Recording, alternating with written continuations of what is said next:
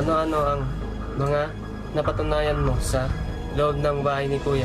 Napatunayan ko na it's never too late to improve yourself. Kahit sino ka man, kahit anong na-achieve mo, kaya mo pa mag-improve. At lahat ng bagay na mahalaga, worth improving, ay paghihirapan mo talaga. A question for you is, if you had a chance to undo one thing or action that involved you during your stay inside PBB House, what would it be and why? Ako po, Kuya, kung meron akong ibabago sa stay ko po dito sa bahay nyo, easy for me to say yung nung nagtampo ako, na bad trip po ako nung Mama Mary rehearsals po. Hindi ko pinakinggan si Baninay. Hiyang-hiya po ako sa sarili ko. Hindi dapat ganun. Matanda na ako, hindi ako dapat nagpapakita ng ganung klaseng ugali. Para sa'yo, ano ang malaking aral na sa tingin mong natutunan ng mga manonood sa pananatili mo sa bahay ni Kuya?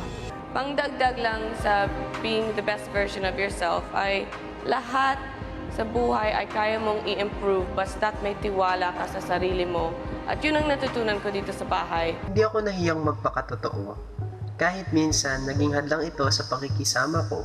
Sino sa tingin mo, sino sa mga kasama mo, ang pinaka hindi nagpakatotoo o naging showbiz lang?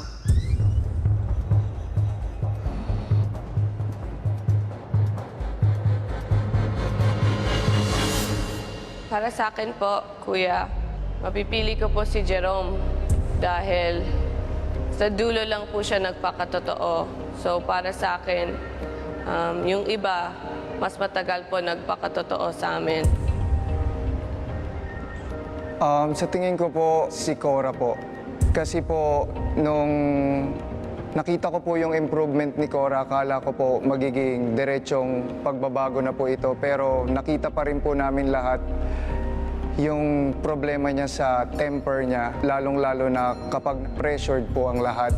Hindi ko kinukuha yung sinabi ni Cora, pero yan talaga yung sasabihin ko. If I have to pick someone, si Jerome, dahil lang nagpakatotoo siya sa dulo at hindi sa sumula. Mula kay Marco. Sa loob ng bahay ni Kuya, nalaman ko kung anong mahalaga sa buhay ko. Kung napasaya ang third lucky house, pero biglang kinailangan ka ng pamilya mo, ipapagpatuloy mo pa ba ang pagstay mo sa loob ng bahay ni Kuya para ituloy mo ang pangarap mo or hindi? Kung kinailangan ako ng pamilya ko, bibitawan ko po yung bahay. Kasi, no offense, pero luxury ang bahay mo. Swerte ang bahay mo.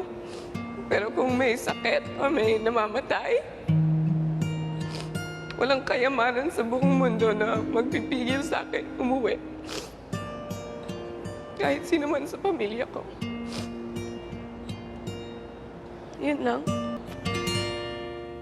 At isa-isa na sila. Ang tanong ko ay kung hindi ikaw, sino ang pipiliin mo sa mga kasama mo na bibigyan ng third lucky house? Pipiliin ko si Cora dahil kilala ko siya before this and alam ko na iba talaga yung ugali niya coming into this house. She opened her heart and she faced all her fears. And she accepted, a new life and this big challenge. Super proud ako to still see her next to me till this day. Para sa akin po, bibigay ko po kay Baninay. Si Will, may trabaho po siya sa labas, successful siya. Si Jerome, same. Si Baninay, feeling ko nagtrabaho na siya. Pinakita niya na hardworking siya. Para sa akin, siya yung pinaka-deserving dahil maalaga siya kahit walang nag-aalaga sa kanya. Gusto ko lang tanungin sa inyo kung paano kayo naging mabuting halimbawa at positibong impluensya sa iyong mga housemates. Sa umpisa, hindi ako sobrang positibo. Akala nila sungit lang ako or matapang. Madalas kang naririnig yun.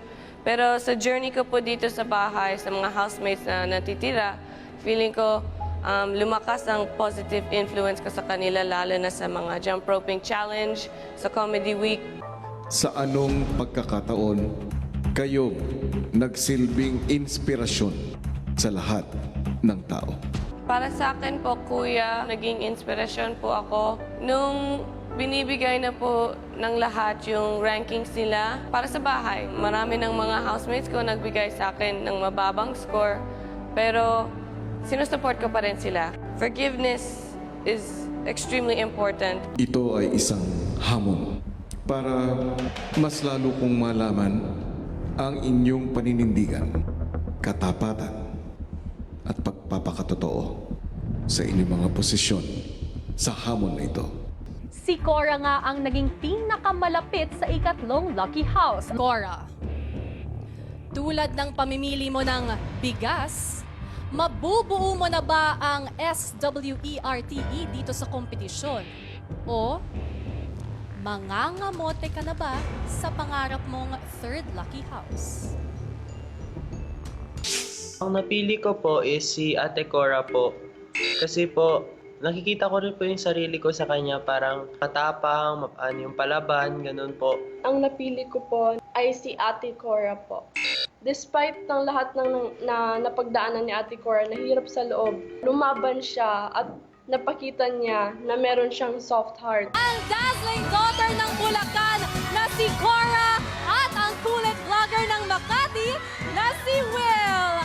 At syempre, sumasalubong sa kanila ang higpit ng makayakap, Daddy Scott ni Cora at si Daniel, ang best friend ni Will. Cora, Will, grabe ang mga pinagdaanan nyo these past days. I just want to know, sa lahat ng pinagdaanan nyo sa bahay ni Kuya, saan kayo pinaka-proud? Cora? Para sa akin, pinaka-proud po ako sa improved social skills ko kasi dati walang-wala. Pero na yun, parang ang dami ko ng friends. And Will?